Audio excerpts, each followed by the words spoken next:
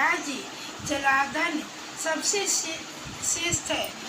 वह सब दानों में जलादन सबसे श्रेष्ठ है। वह सब दानों में सदा उत्तम है, क्योंकि जल सभी जीव समुदाय को तृप्त करने वाला जीवन कहा गया है। इसलिए बड़े स्नेह के साथ अनिवार्य रूप से प्रपादान पोसला चलाकर दूसरों को पानी पिलाने का प्रबंध करना चाहिए। जलाशय का निर्माण इस लोक और परलोक में भी महान आनंद की प्राप्ति कराने वाला होता है। यह सत्य है, इसमें संशय नहीं है। इसलिए मनुष्य को चाहिए कि वह कुआं, बावड़ी और तालाब बनवाए। कुएं में जब पानी निकल आता है तब वह पापी पुरुष के पाप कर्म का आधा भाग हर लेता है तथा सत्कर्मों में लगे हुए मनुष्य के सदा समस्त पापों को हर लेता है। जिसके खुदवाए हुए जलाशय में गौ, ब्राह्मण तथा साधु पुरुष सदा पानी पीते हैं, वह अपने सारे वंश का उद्धार कर लेता है। जिसके जलाशय में गर्मी के मौसम में भी अनिवार्य रूप से पानी टिका रहता है, वह कभी दुर्गम एवं विषम संकट को नहीं प्राप्त होता। जिसके पोखरी में केवल वर्षा तृप्ति में जल ठहरता है, उसे प्रतिदिन अग्निहोत्र करने का फल मिलता है। ऐसा ब्रह्मा जी का कथन है। जिसके तराग में शरतकाल तक जल ठहरता है, उसे सहस्त्र गोदान का फल मिलता है, जिसमें संशय नहीं है। जिसके तालाब में मेहनत और शिशिर ऋतु पानी मौजूद रहता है, वह बहुत सी स्वर्ण मुद्राओं की दक्षिणा से युक्त यज्ञ का फल पाता है। जिसके सरोवर में वसंत और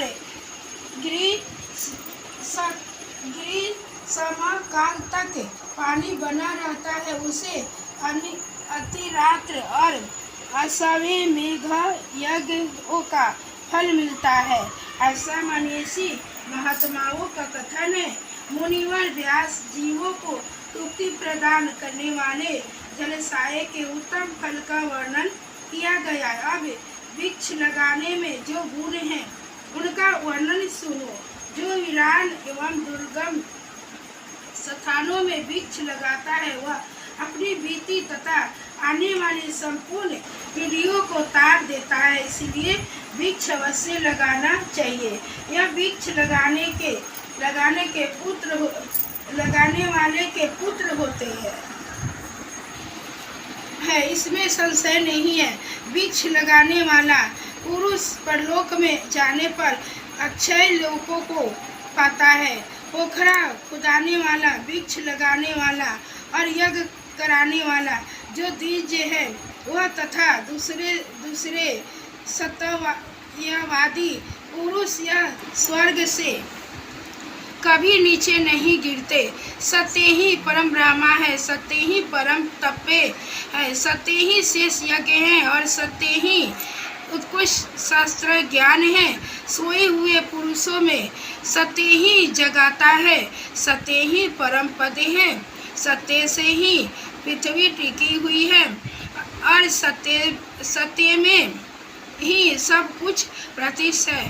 तप, यज्ञ, पुण्य, देवता, ऋषि और पितरों का पूजन, जल और बीघा, यह सब सत्य पर ही अवलंबित है। सबका आधार सत्य ही है, सत्य ही है।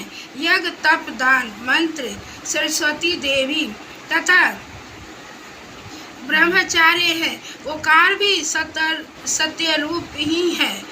सत्य से ही वायु चलती है, सत्य से ही सूर्य तपता है, सत्य से ही आग जलाती है और इस सत्य से ही स्वर्ग टिका हुआ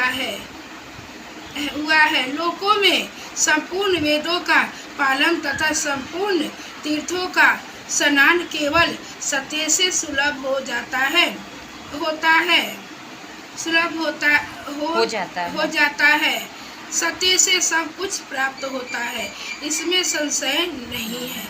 एक सहस्त्र अश्वमेघ और लाखों यज्ञ एक ओर तराजू पर रखे जाए और दूसरे ओर सत्य हो तो सत्य का ही पलड़ा भारी होगा। देवता, पितर, मनुष्य, नाग, राक्षस तथा चराचर प्राणियों सहित समस्त लोगों सत्य से ही प्रसन्न होते हैं। सत्य को ही परम धर्म कहा गया है, सत्य को ही परम पद बताया गया है और सत्य को ही परम ब्रह्मा परमात्मा कहते हैं। इसलिए सदा सत्य बोलना चाहिए। सत्य परायण मुनि अत्यंत दुष्कर तप करके स्वर्ग को प्राप्त हुए हैं तथा सत्य धर्म में अनुरक्त